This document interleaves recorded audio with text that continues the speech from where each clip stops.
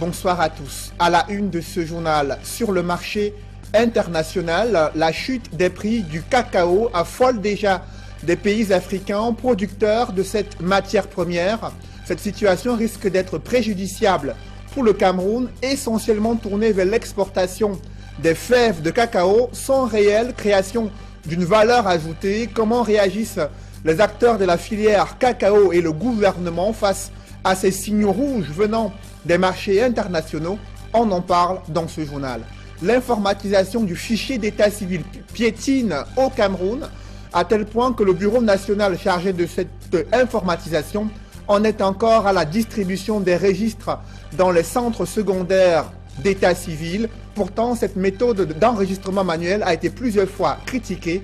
Comment en est-on arrivé là? Pourquoi fait-on le surplace au Cameroun? Analyse et décryptage à suivre au cœur de ce journal.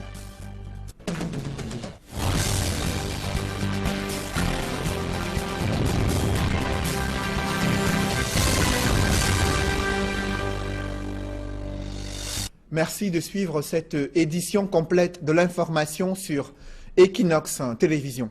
D'abord, cette insécurité grandissante dans les espaces marchands de la ville de Douala, notamment à Bonabéry, précisément au marché Mabanda, où des commerçantes se plaignent d'être victimes de nombreux cas de vol. Pourtant, il y a des vigiles qui ont été mis en place par la commune d'arrondissement à Douala 4e, mais les commerçants se plaignent de ces nombreux cas de vol qui persistent depuis plusieurs mois. Le récit des faits avec Julienne Berthe Bissaï.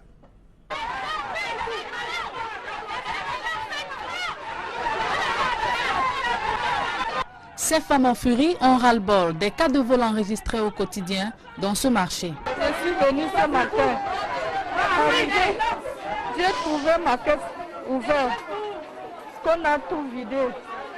On a ramassé tout, on a tout ramassé. Ça fait 48 pains et 10 dentelés, 10 grammes pains dentelés. On a tout ramassé. On a ramassé les choses jusqu'au ciseau que je découpe les pains avec. Je suis une veuve avec 15 enfants à la maison. Je vais vivre comment avec les enfants. Elle pointe un doigt accusateur sur le régisseur nommé par le maire et exige son remplacement. Le gardiennage a été géré par les commerçants dans ce marché. Nous pensions que le maire devait nous aider. Il devait nous aider à assurer notre sécurité. Mais par contre, il a mis une personne qui récupère de l'argent et donne. Elle ne s'occupe pas du gardiennage. Voilà les vraies raisons dans ce marché. Qu'on essaye maintenant de mettre, parce qu'il y a le commissariat à côté, mais on n'a pas un poste de police ici.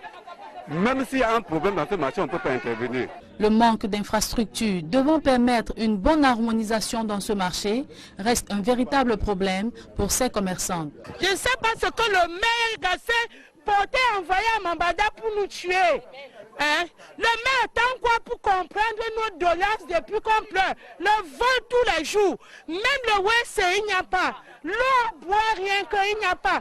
La poubelle. Maman, papa va filmer rien que le marché. Là, on verse les quinoa, la poubelle là. Le marché, c'est le cabinet, ça sent. Et quand il pleut, il faut entrer dans le quartier. La poubelle du marché, l'autre tue pour entrer dans le quartier avec. Nous, on en a marre de ça. Comme monsieur le maire, là, lui-même, il déménage un jour pour faire une semaine à Mabanda pour voir ce que nous, on endurcit ici, là. À cela s'ajoute la promiscuité qui a élu domicile en ce lieu, malgré les multiples plaintes adressées à la mairie qui fait à la sourde oreille. Donc nous sommes surpris cette année. Cette élection nous a amené quelqu'un à Mabanda que nous ne comprenons pas. Et j'ai été surprise une nuit quand je suis revenue. Il n'y a plus de gardiens dans ce marché. On m'a volé. On vole beaucoup de gens ici au marché. On ne comprend pas. Et c'est l'arnaque.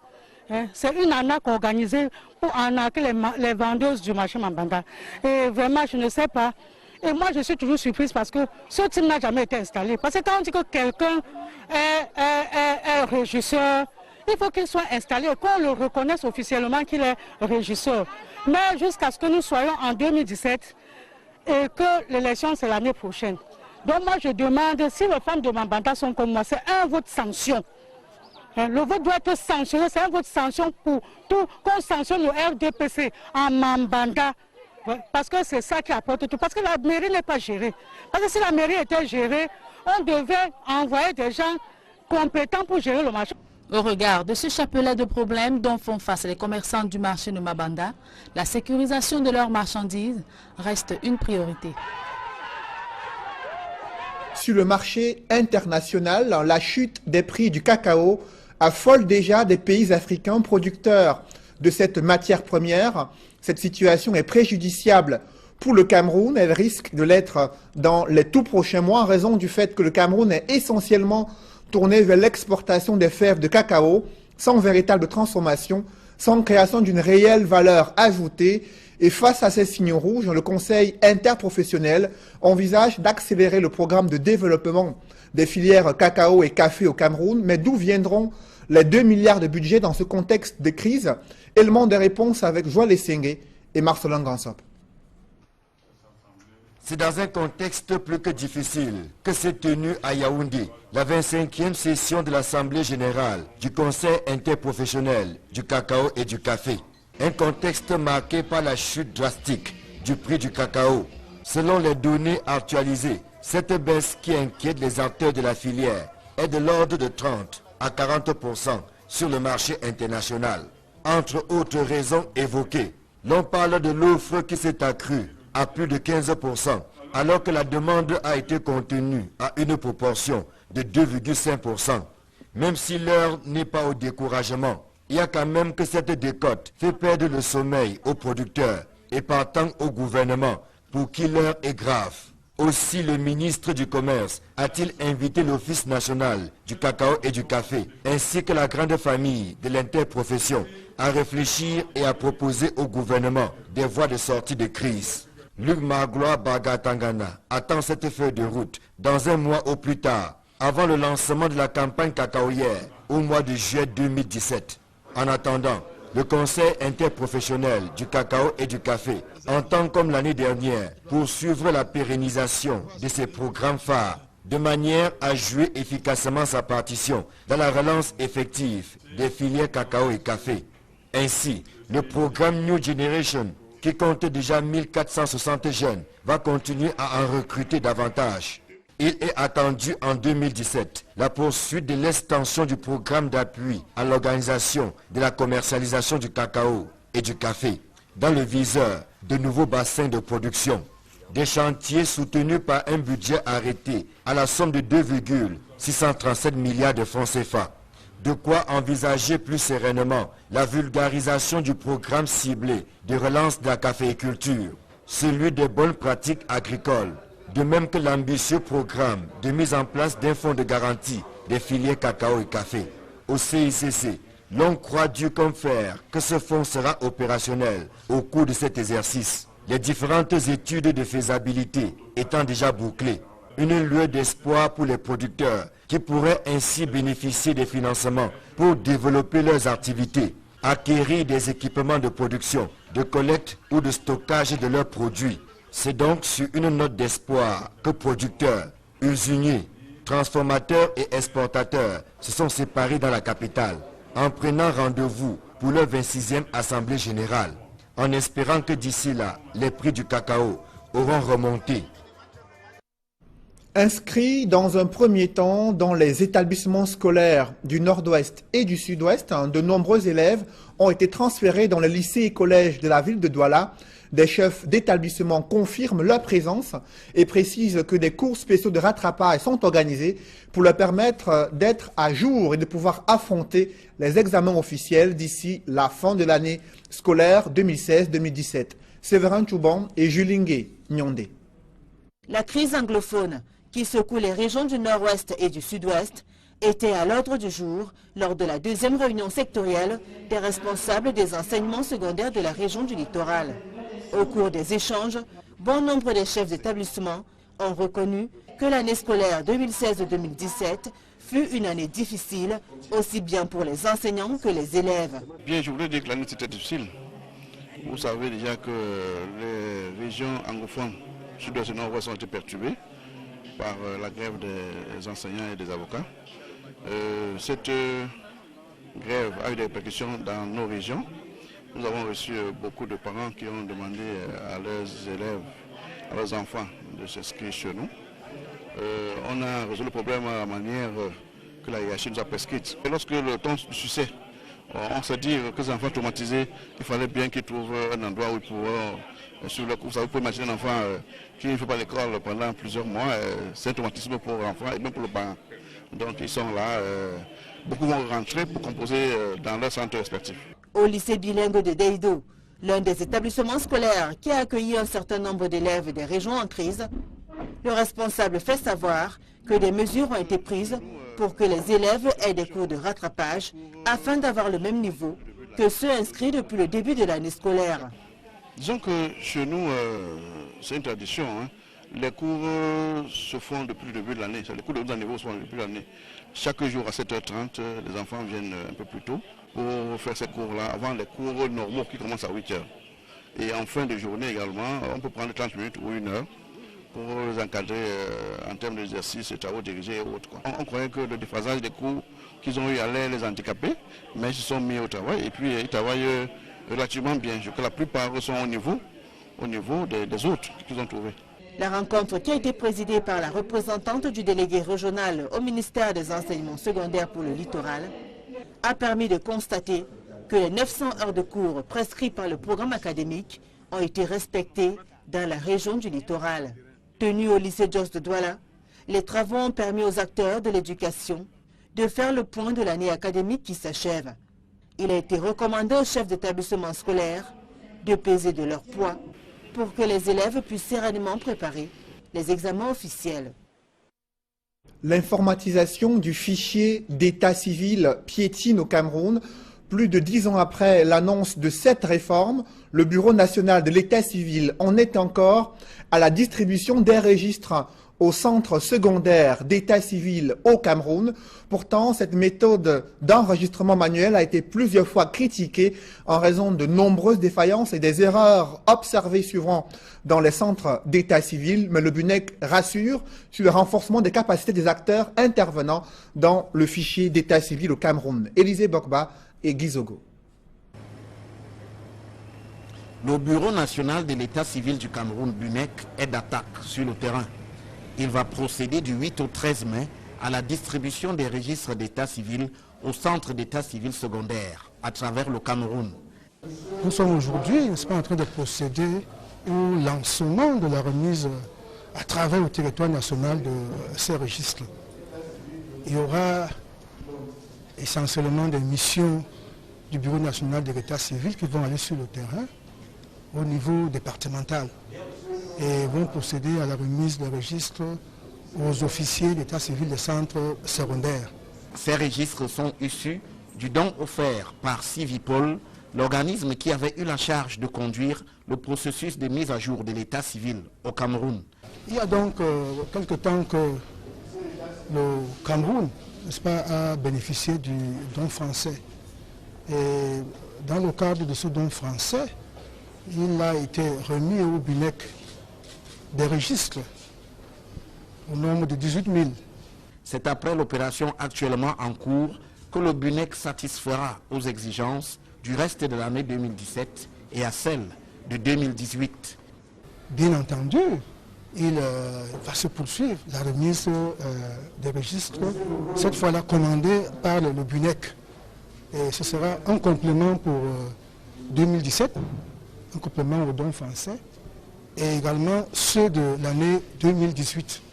Au cours d'un échange avec les officiers d'état civil des centres secondaires d'état civil d'Umfundi, le directeur général du BUNEC a abordé les différentes préoccupations de ceux-ci. Elles vont de leur collaboration avec les mairies à leur statut en passant par des besoins en formation. Il les a tous rassurés de la volonté du BUNEC de trouver des réponses satisfaisantes à ces demandes. Pour couvrir les besoins en acte d'état civil du Cameroun, le BUNEC va mettre à disposition 28 000 registres d'état civil auprès des centres d'état civil. Toujours dans l'actualité, la presse régionale. Elle n'échappe pas du tout à la précarité économique, mais aussi de nombreuses dérives observées dans l'exercice du métier de journalisme, notamment dans la région de l'Ouest. Le diagnostic de ce mal-être, c'est dans ce reportage signé Dallas Kana et Jean-Paul Funiat. À l'Ouest Cameroun comme dans d'autres régions, la presse locale et ses journalistes vivotent aux moyens de subsistance, se résumant à quelques annonces minables et financements aux origines assez souvent questionnables. Il s'agit d'une presse précaire pour le développement de l'informel qui semble être quelque chose de véritablement florissant. Lorsqu'il manque de ressources, la production s'arrête. Dans le cas d'espèce, la presse régionale dans son ensemble, écrite, audiovisuelle et en ligne, n'a pas cessé de paraître. Ça veut dire qu'il y a des ressources. Et face à cette rareté des ressources viables dans un métier ouvert à tout premier venu, les dérives dégainent dans tous les sens, au nom de la chasse du gombo, à tout prix et pas à tous les prix. Journalistes militants et avocats défenseurs des camps opposés, dans des guéguerres de positionnement politique aux causes ethno-tribales, la main noire de la manipulation joue les troubles faits au nom des intérêts inavoués. Ce qui se fait au plan local, c'est important de remonter ces informations, mais il ne faut pas que le journalisme reste dans le militantisme et nous amène au repli identitaire. C'est un gros piège qui guette la presse régionale. Face à un tableau plus que sombre de la presse régionale, l'Union de la presse francophone tente de sauver les meubles en recadrant ses hommes de médias sur les fondements éthiques et déontologiques à l'aube d'une année électorale charnière au Cameroun. Comme on dit dans les Saintes Écritures, mon peuple périt faute de connaissances. Effectivement, beaucoup de journalistes tombent dans des délits de presse et même parfois dans les délits de droit commun, simplement parce qu'il leur manque cette formation. Donc c'est important d'offrir la formation, mais c'est également important que les journalistes soient humbles. Au cours du symposium de Bafoussam, l'UPF donne carton jaune aux autorités administratives, souvent très habituées à vouloir faire chanter à la presse les diktats de leurs desiderata. L'UPF a donc semé la bonne graine, mais germera-t-elle véritablement dans un milieu de la presse régionale aux habitudes à la peau bien dure?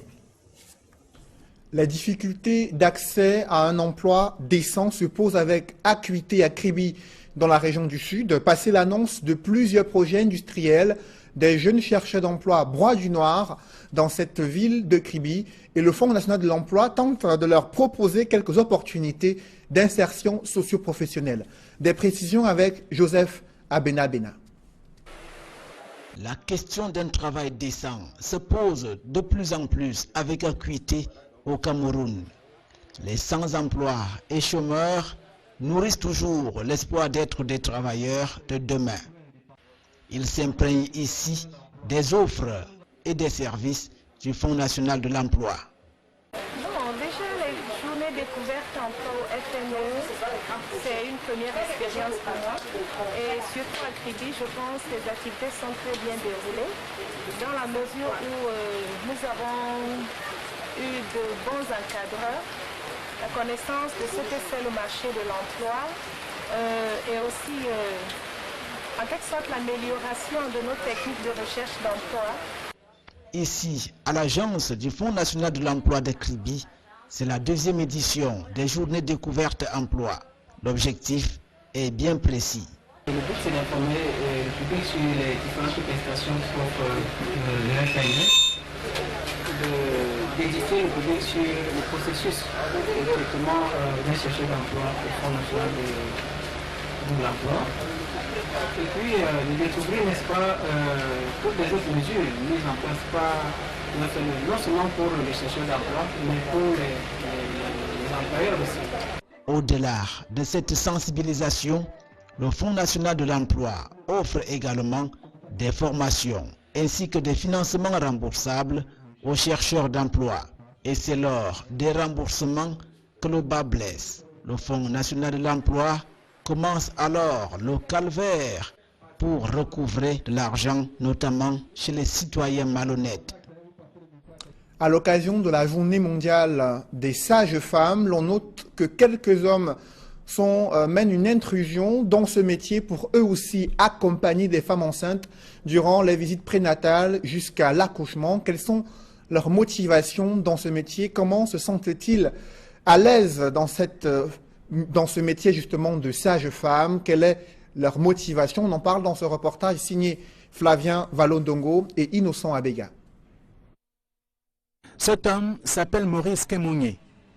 Il est infirmier diplômé d'État, mais il a choisi le volet de la médecine dédié aux sages-femmes, c'est-à-dire le suivi d'une femme enceinte du début jusqu'à son accouchement. De ce fait, il est un maïticien. Mon rôle en tant que maïticien, c'est de suivre la grossesse. Pourquoi? Parce que j'ai été formé pour connaître qu'une grossesse est normale, pour déceler les anomalies et pouvoir les traiter. Et maintenant, je suis formé pour pratiquer les accouchements. Se mettre en disposition pour pouvoir faire des soins à la femme là qui arrive avec des contractions et qui a comme plus précieux désir de se ressortir avec un enfant vivant. La tâche en question, jadis consacrée uniquement au sexe féminin, attire de plus en plus les hommes. Pour ces derniers, tout est parti d'une motivation. J'ai eu comme ça là, dans ma famille des femmes qui sont mortes en couche.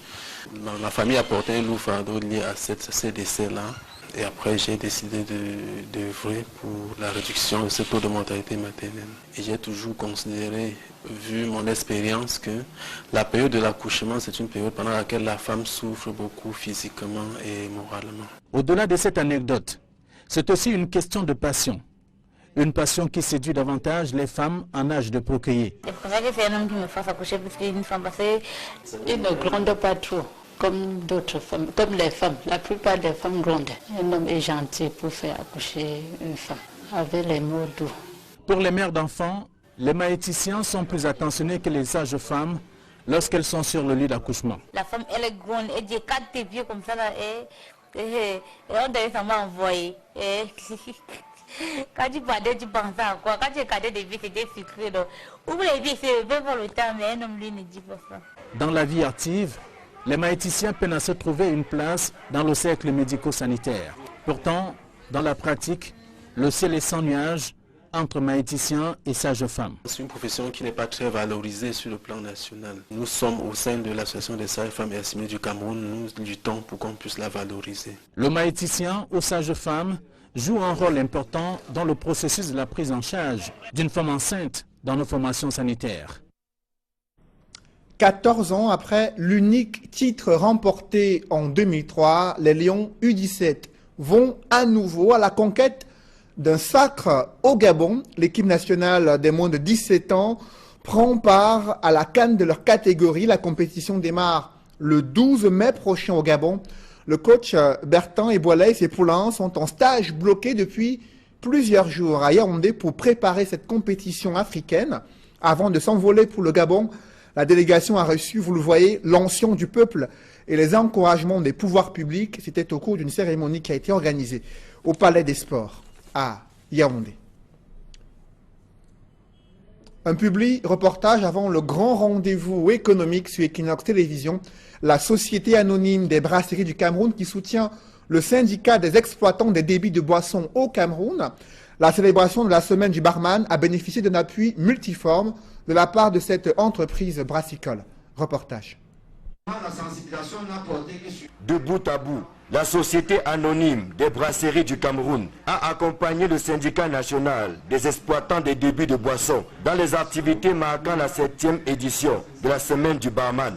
D'abord, lors de la conférence de lancement de la dite semaine, une conférence qui avait pour thème pour une fiscalité juste et fiable dans les débits de boissons.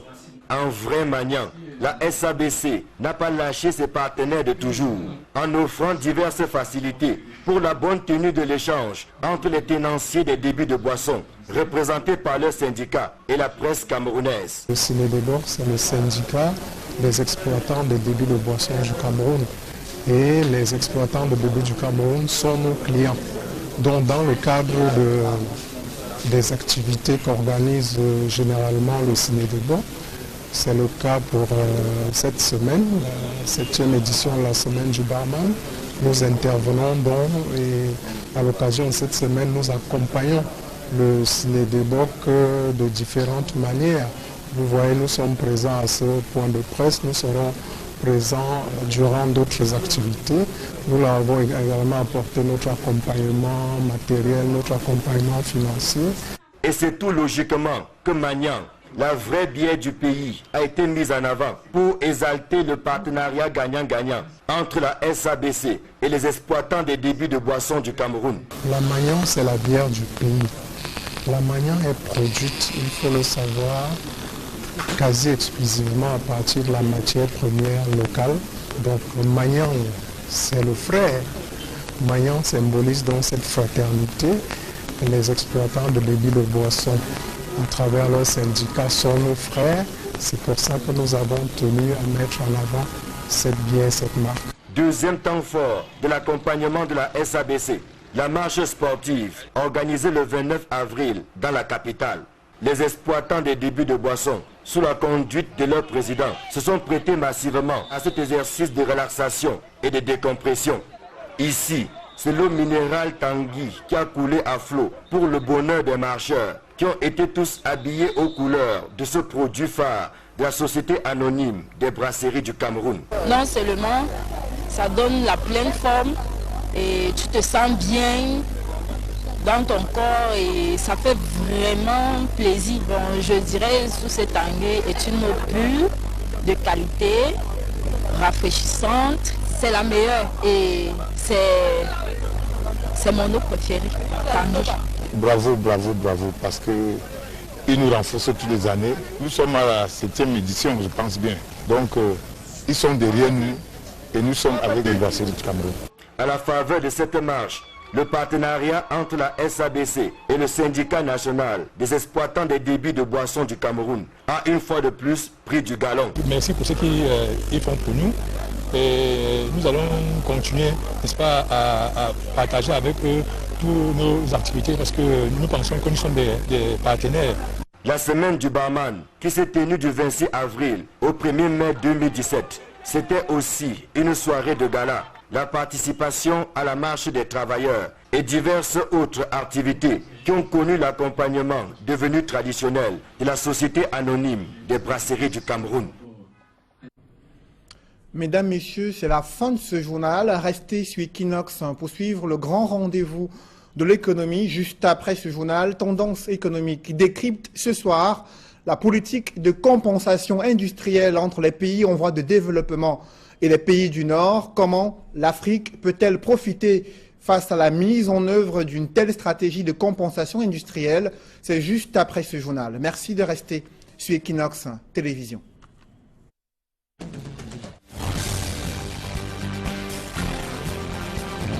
De la commercialisation du cacao et du café dans le viseur de nouveaux bassins de production.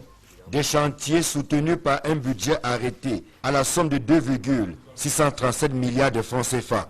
De quoi envisager plus sereinement la vulgarisation du programme ciblé de relance de la caféiculture, celui des bonnes pratiques agricoles, de même que l'ambitieux programme de mise en place d'un fonds de garantie des filières cacao et café.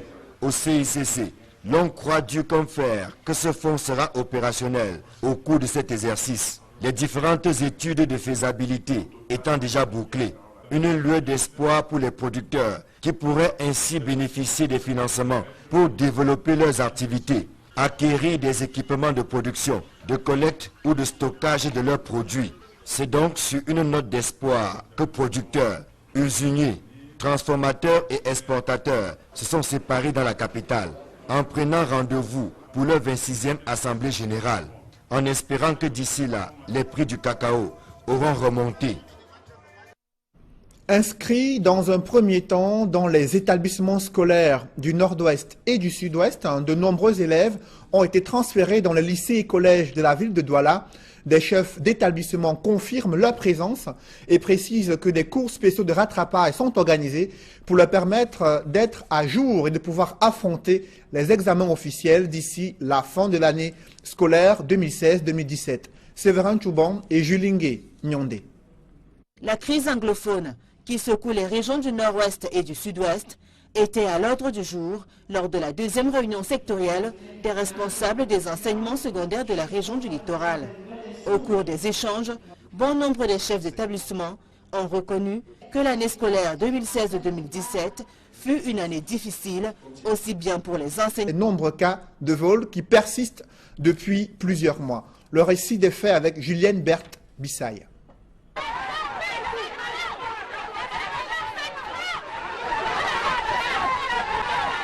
Ces femmes en furie ont ras-le-bol des cas de vol enregistrés au quotidien dans ce marché. Je suis venue ce matin. J'ai trouvé ma caisse ouverte. Qu'on a tout vidé. tout vidé, on a ramassé tout, on a tout ramassé. Ça fait 48 pains et 10 dentelés, 10 grammes pains dentelés. On a tout ramassé, on a ramassé les choses jusqu'au ciseau que je découpe les pains avec. Je suis une veuve avec 15 enfants à la maison, je vais vivre comment avec les enfants. Elle pointe un doigt accusateur sur le régisseur nommé par le maire et exige son remplacement. Le gardiennage a été géré par les commerçants dans ce marché. Nous pensions que le maire devait nous aider à assurer notre sécurité. Mais par contre, il a mis une personne qui récupère de l'argent et donne. Elle ne s'occupe pas du gardiennage. Voilà les vraies raisons dans ce marché. Qu'on essaie maintenant de mettre, parce qu'il y a le commissariat à côté, mais on n'a pas un poste de police ici. Même s'il y a un problème dans ce marché, on ne peut pas intervenir. Le manque d'infrastructures devant permettre une bonne harmonisation dans ce marché reste un véritable problème pour ces commerçants. Je ne sais pas ce que le maire Gassé portait envoyé à Mambada pour nous tuer. Le maire attend quoi pour comprendre nos doléances depuis qu'on pleure. Le vol tous les jours. Même le WC, il n'y a pas. L'eau, boire, rien qu'il n'y a pas. La poubelle. Maman, papa, va filmer rien que le marché. Là, on verse les quinoa, la poubelle là. Le marché, c'est le cabinet, ça sent. Et quand il pleut, il faut entrer.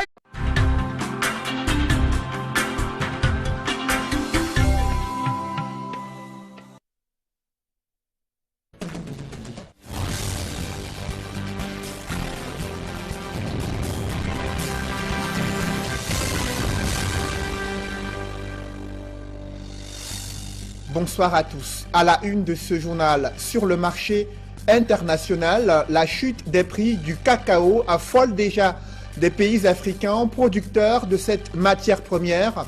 Cette situation risque d'être préjudiciable pour le Cameroun, essentiellement tourné vers l'exportation des fèves de cacao sans réelle création d'une valeur ajoutée. Comment réagissent les acteurs de la filière cacao et le gouvernement face à ces signaux rouges venant des marchés internationaux? On en parle dans ce journal. L'informatisation du fichier d'état civil piétine au Cameroun, à tel point que le bureau national chargé de cette informatisation en est encore à la distribution des registres dans les centres secondaires d'état civil. Pourtant, cette méthode d'enregistrement manuel a été plusieurs fois critiquée.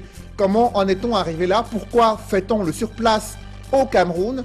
Analyse et décryptage à suivre au cœur de ce journal.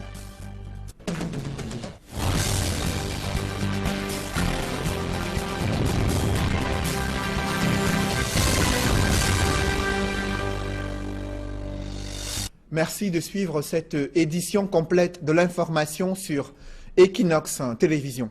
D'abord, cette insécurité grandissante dans les espaces marchands de la ville de Douala, notamment à Bonabéry, précisément au marché Mabanda, où des commerçantes se plaignent d'être victimes de nombreux cas de vol. Pourtant, il y a des vigiles qui ont été mis en place par la commune d'arrondissement à Douala 4e, mais les commerçants se plaignent de ces... Dans le quartier, la poubelle du marché, le tue pour entrer dans le quartier avec.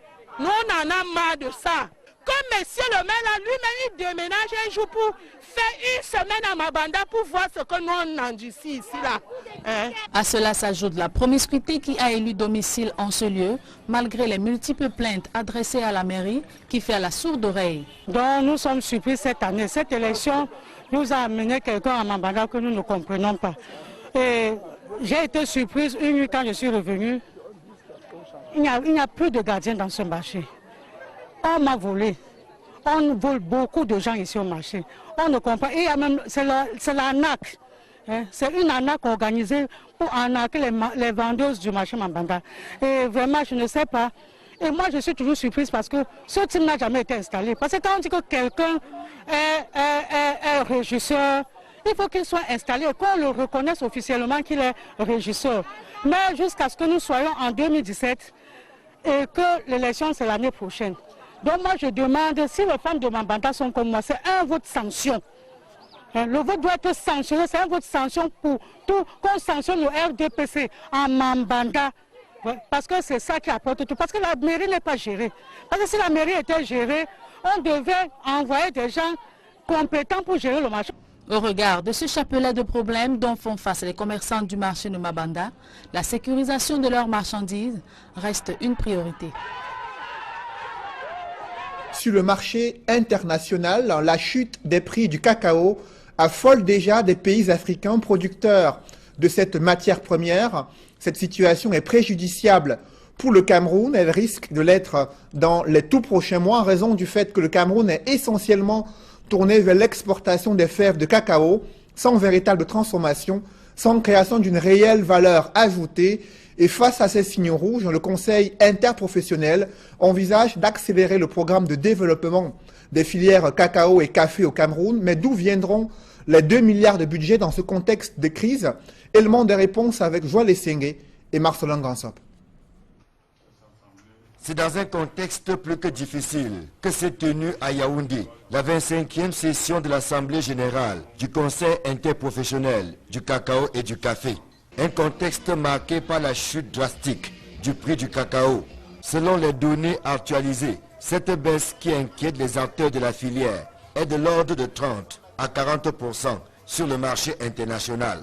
Entre autres raisons évoquées, l'on parle de l'offre qui s'est accrue à plus de 15%, alors que la demande a été contenue à une proportion de 2,5%. Même si l'heure n'est pas au découragement, il y a quand même que cette décote fait perdre le sommeil aux producteurs et partant au gouvernement pour qui l'heure est grave.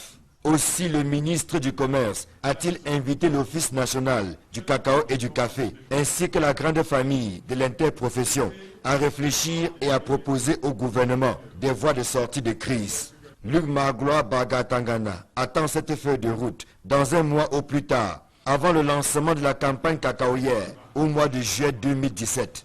En attendant, le Conseil interprofessionnel du cacao et du café entend, comme l'année dernière, poursuivre la pérennisation de ces programmes phares, de manière à jouer efficacement sa partition dans la relance effective des filières cacao et café. Ainsi, le programme New Generation, qui compte déjà 1460 jeunes, va continuer à en recruter davantage. Il est attendu en 2017 la poursuite de l'extension du programme d'appui à l'organisation